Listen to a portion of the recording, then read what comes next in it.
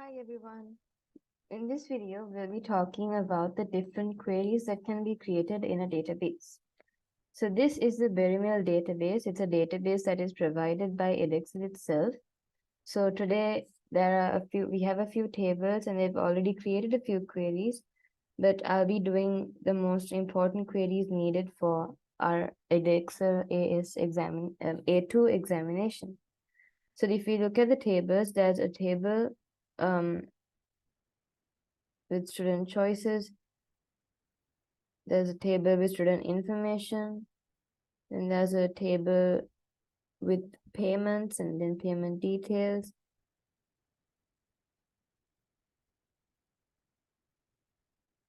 All right, so I'll close all these tables. And now let's create queries.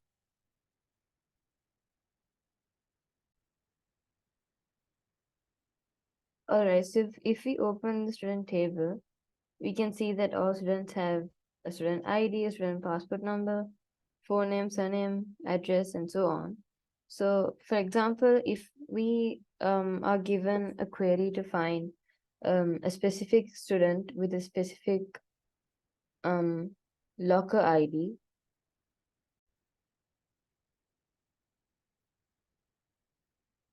so there are locker numbers here. So for example, in the question, if they say something like find the student who has this specific ID right here, given in the question paper, we can create a query for this. So what I'm going to do is I'm going to create over here, and inside create, these two are used to design queries. So I'll go to query design, that's easier.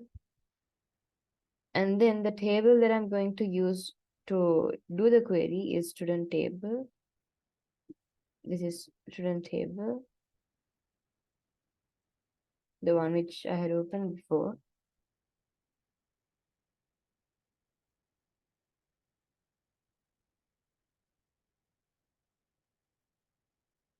Right, and then we wanted to find a student who had that specific locker number.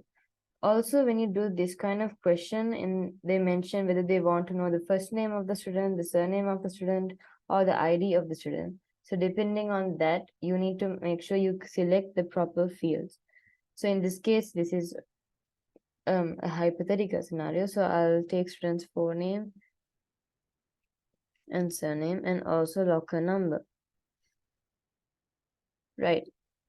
So imagine I only wanted to show the student's name with that specific locker number. I will untick these boxes, untick this box. Okay, so if I show you that, so now if we do the validation where we need that specific locker number, I copied it, and then the MS itself puts these double quotes in the either side of the locker number. Don't try to add this manually. Like, don't type the double quotes by yourself, then it gives an error message. So if I show you guys that again, so I do it under criteria and under locker number, I'll paste that specific ID and I'll click outside. So the double quotes will be automatically added. And please keep in mind, don't add this by yourself because then the query won't run properly. Right, so that's how you do it. So now if I go to the view, and it says Lucas Briggs is the student with that specific locker number. So if I go to the student table and if I check this is correct, this is the one that I copied, and yes, it's Lucas Briggs, correct? So what I told you guys earlier about if the question told you only show the forename and surname of the student, so we don't need this field over here. We'll go to design view, we'll untick this box. This box is automatically ticked when you're creating the query, so you can untick it. And if we view this again, now there's only forename and surname. Likewise, when you don't want to show the criterias or the rules that you're using to validate and get the information to run the query, you can untick boxes, whatever fields that you don't want to show. So that's that.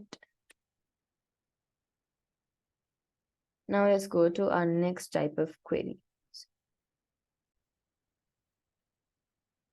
So our second query is finding out which students got their parental consent. So we can see there's a field over here which says parental consent, and some are ticked, some are not ticked. So let's create a query for that as well. So when you can see that it's a tick and unticked field, it's kind of a yes no field, not kind of, it is a yes no field.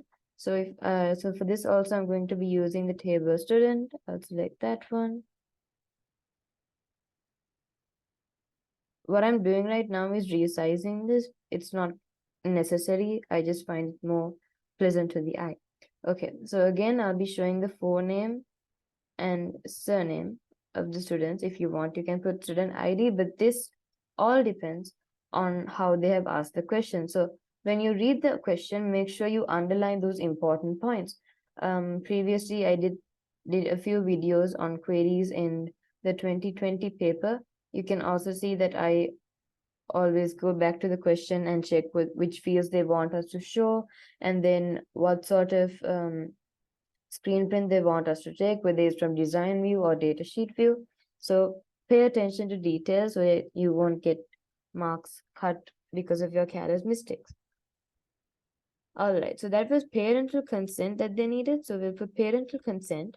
And here, under criteria, we wanted to find the students who had parental consent, which is a yes. So we'll type yes. And now, if you notice, when I click outside the box, it doesn't add the double quotes because it knows that this field is already a yes no field. The use yes, or if I type no, those are not values that a person is entering to the database. So therefore, this is identified by the database itself.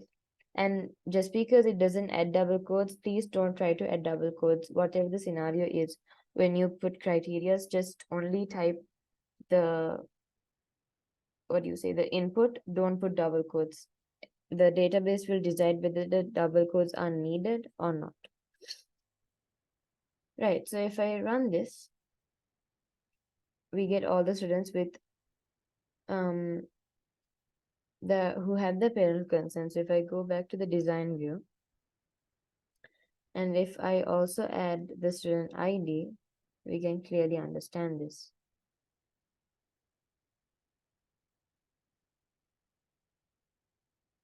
Don't worry about the order. I'm not really sure why it's not coming in order, but it's not a problem as long as you get the students. So in this case, we have 15 rows.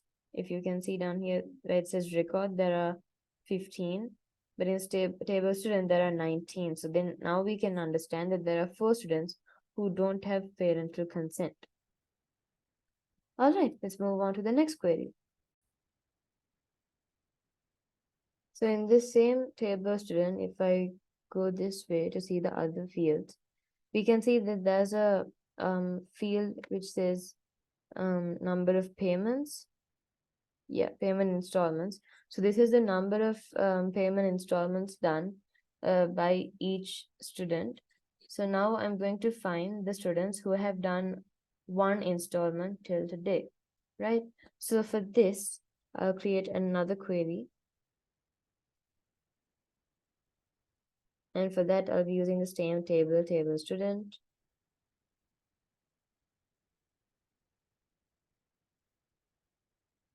Right. So for this, I want to show the student ID and the student's forename.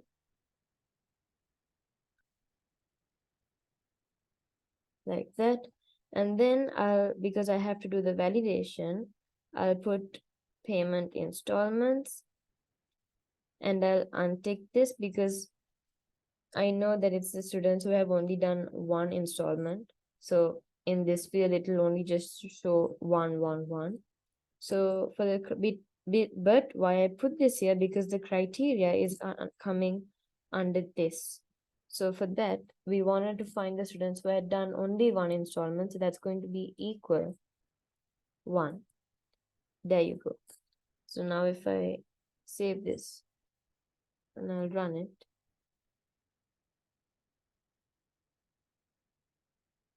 this is what it looks like. So if I go back to design view,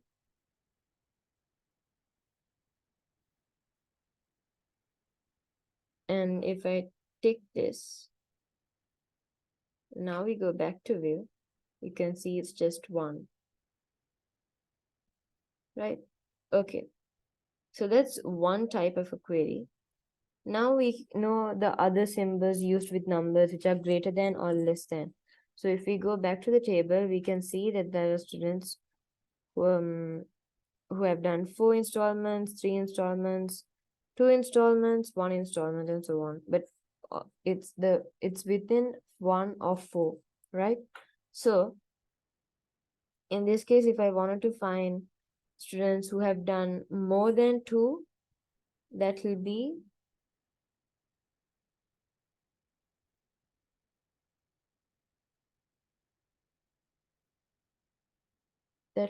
this, which is greater than sign, and 2.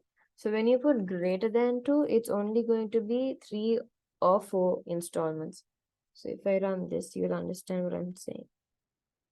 If you look at this payment installments field, you can see that there are no 1 or 2s, it's only 3 and 4s. But what if I wanted to show the students who have done more than 1? So we can put it into different ways. That will be greater than 1. So if I run it, you can see it like this. So we have the student who has done 2 installments as well. Or we can put it as greater than or equal to 2.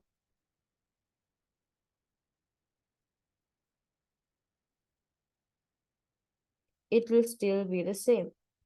So there are different ways that you can do this. Just make whatever you feel comfortable to do, just stick to it. All right. So what if I put something like greater than 5? What do you think will happen? I tried to save it, but it automatically erased it. So if I run this, there are no fields because it knows, if you look at the table, there's only up to 1 to 4. Right. So let's move on to the next type of queries. So now I again opened this query where we took the students who have parental consent. So I took this was, if I go to the design view, I wanted to talk about this sort over here. What does this mean? So sometimes students, they put the criteria in sort, try to put the criteria in sort because they forget where to exactly put the validation to. So what sort does is it creates the order and structures your data so it looks more appealing. So what I mean by this if we go to phoneme, and under sort there comes a drop down list called ascending and descending. So by ascending, what it means is it structures the data in alphabetical form. So if I run this, so this we sorted phoneme, and if we run this, if you look at the phoneme, it starts with A, then there's C, D, F, I, J, L. So it's in alphabetical order, right? So same, if I put this ascending, it'll happen the other way around. So that from N towards the up, it's alphabetical order, right? And then what if I put ascending first student phoneme, and then secondly ascending to student surname? This is what will happen.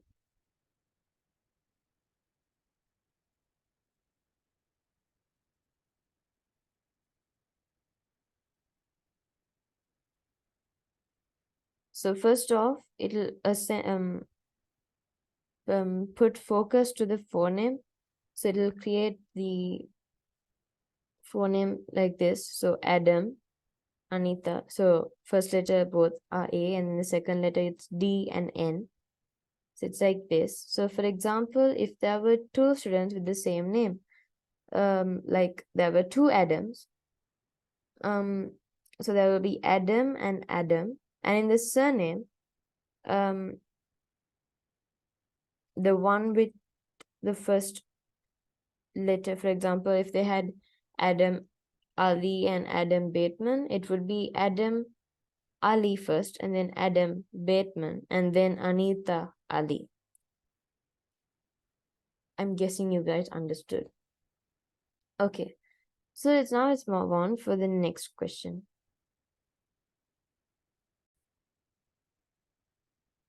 All right, so now we're going to use wildcards for our next query.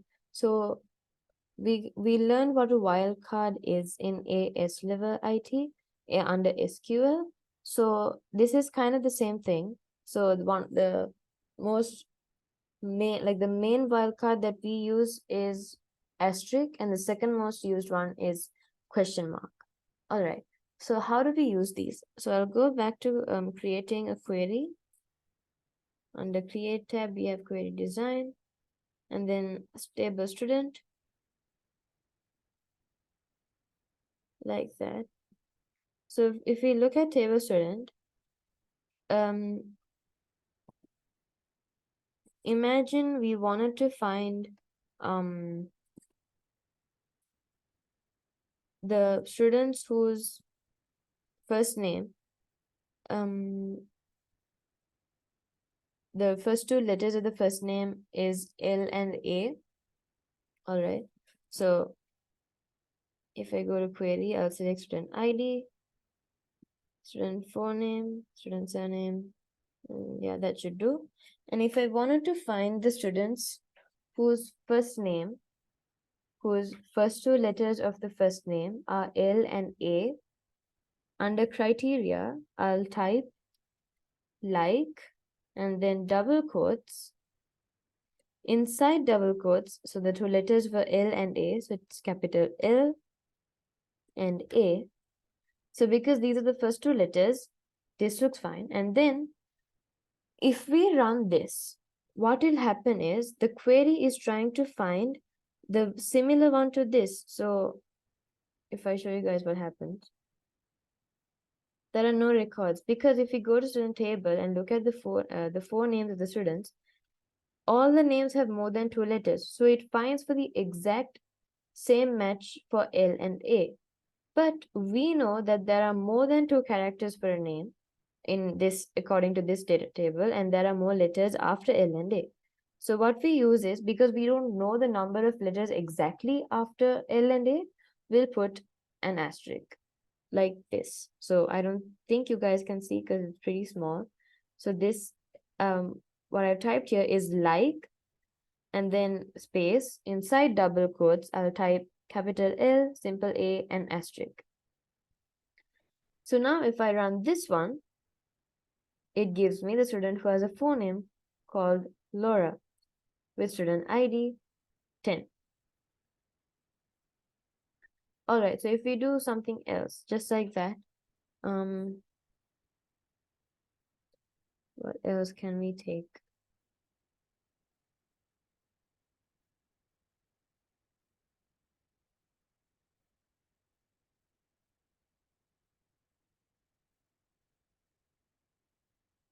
Okay, students whose surname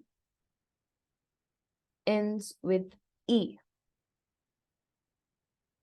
So in this case, I'll go back to design view. I remove this one. We're using the student's surname to do the validation this time. So we'll be finding the students whose surname ends with E.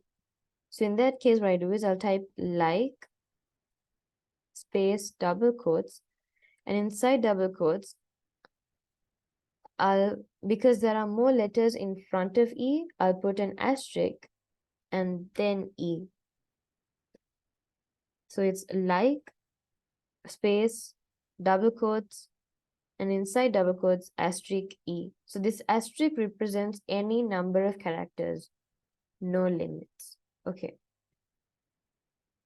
So now we can see all the students whose surnames end with E. There's Little, Metcalf, and George. All right. So that is the wildcard asterisk used for queries. So I told you guys that asterisk is the most used wildcard when it comes to databases, and the second most used one is the question mark. So what's the difference between the asterisk and question mark? So an asterisk can represent any number of characters, whereas a question mark is representing only one character. So if we put that to a query, so in this case, we'll take the first student ID, which is student ID 1, and the student forename is Anita and surname is Ali. So if they asked us a question to find a student whose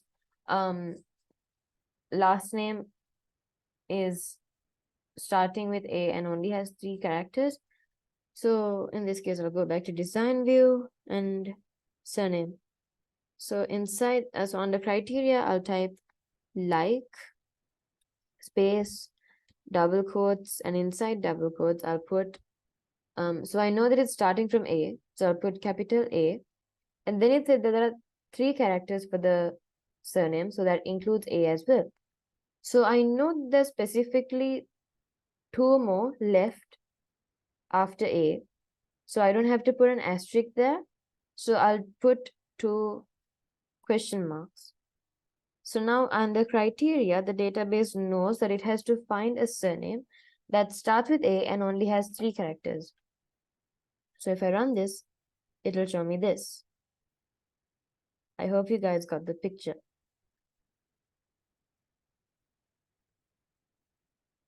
Because if I put A, for example, under criteria, if I put, so if I go back to the query and show you guys how it's done, under A, so like A, and instead of these 2 question marks, I'll put an asterisk and let's see what happens. It shows me all the students whose first name starts with A and has some sort of any number of characters afterwards. So that has Austin as well. Right, I hope you guys understood. So let's move on to the next type of queries. So earlier we did this query with the payment installments, right? So we did equals to a certain number and then greater than or equal to, less than or equal to, greater than, less than, and so on. So there's another different way that you can do this in. So I'll create a different query for this.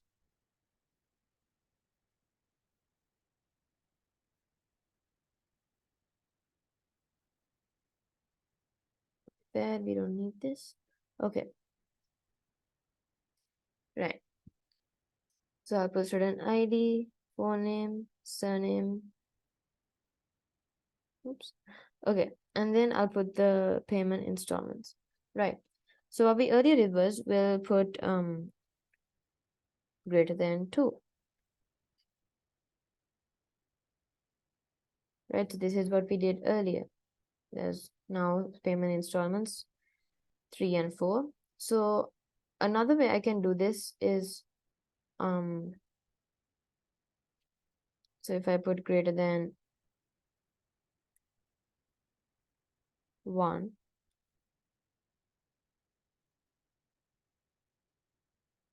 it'll show me all installments which have 2, 3, 4.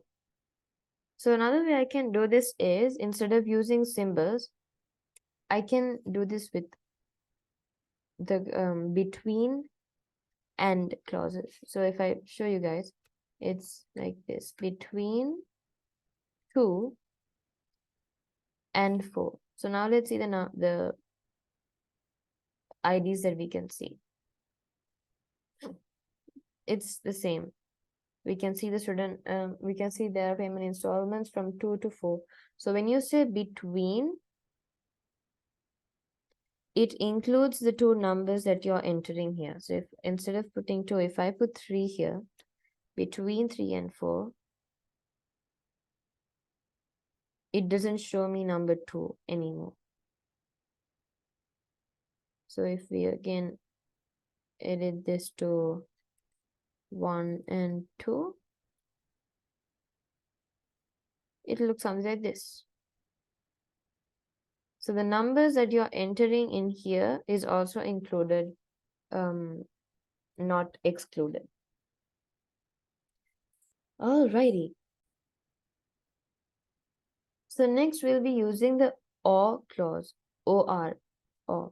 So instead of using between 1 and 2, we can also say 1.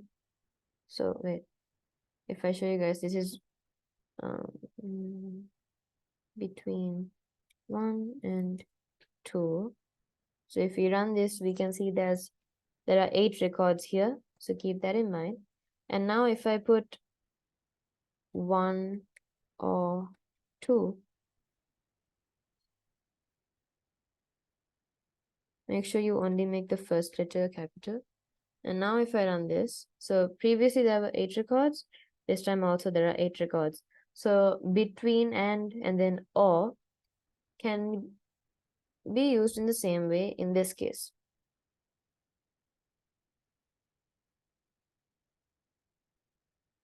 All right, so now let's move on to the next type of queries. So far we only did queries with one validation. So now let's do queries with more than one. So basically 2. So how do we do that? We'll go to create query design. So I'll be using the same table because it has enough number of records for us.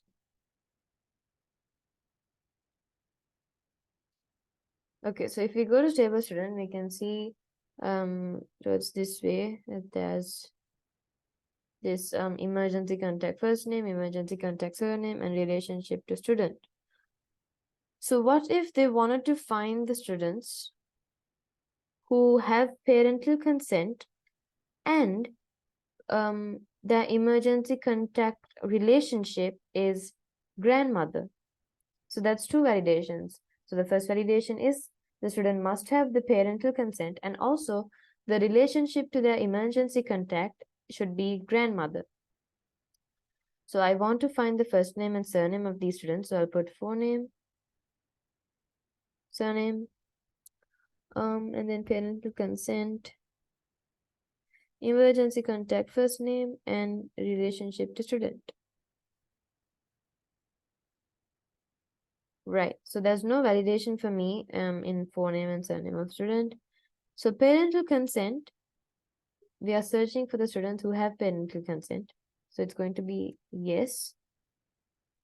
And then the relationship to the emergency contact should be grandmother. So under criteria, I'll put grandmother. Like that. Also, if you're not very comfortable with typing this out here, you can go back to the table and copy paste it. So I'll save this and I'll run it.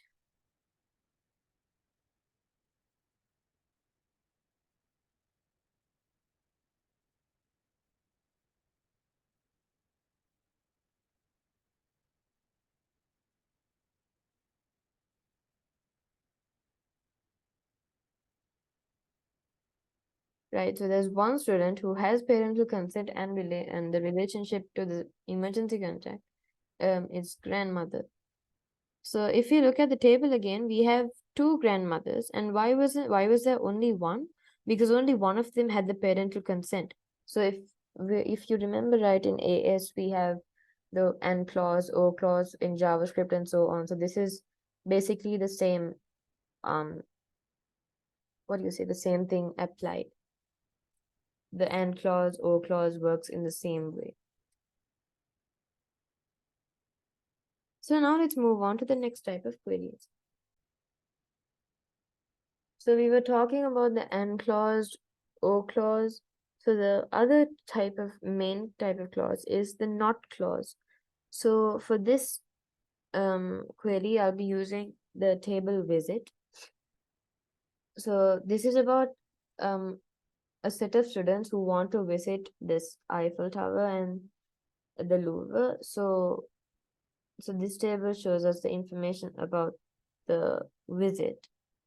And this table student choice shows us the students who wish to go to these places. So if we look at table visit, the visit date and description. So group 1 of Eiffel Tower will go on this day, and then group 1 of Louvre will go on the same day. So it's kind of like 4 scenarios. So now if we wanted to find the students who are not going to Eiffel Tower on the 15th of March, which is this. Let's create a query for that.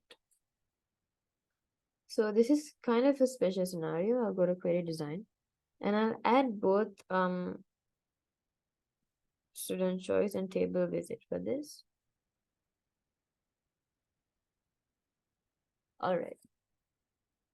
So what we wanted was students who are not visiting the Eiffel Tower on 15th. So the two dates was 16th and 15th. So not on the 15th. So what if I also wanted to show the first name and surname of these students? I can add another table which has their primary information. Like that. So these are primary keys. They're linked to each other with foreign keys. So it makes the work easier. So I'll add student ID, not local number. Forename, surname. And then we wanted to find the students who are not going to Eiffel Tower on the 15th. So I'll go back to the table visit.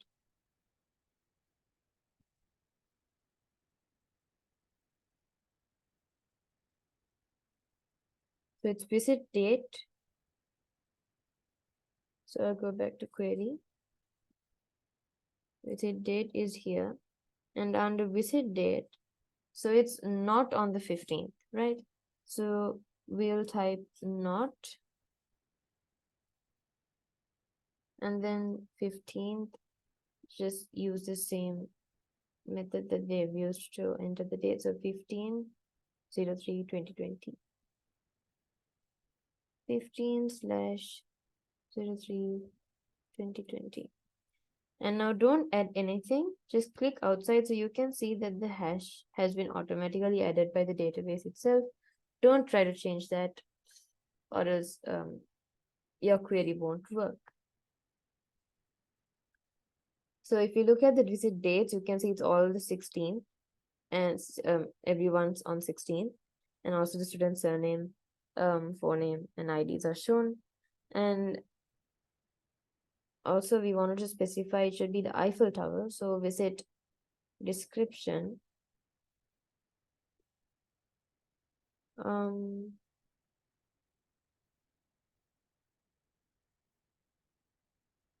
I'll put Eiffel Tower. Alright, so that's it for today's video. There are a few more queries that we need to remember, which are aggregate queries and then calculation queries. So those are kind of advanced than these ones. These are kind of pretty simple. And these type of queries will come for 2 markers, maximum 4 markers, if there are 2 validations to do. But you will obviously need these when it comes to creating forms, reports, and so on. So keep these in mind and hope to see you guys in the next video. See you soon. Bye.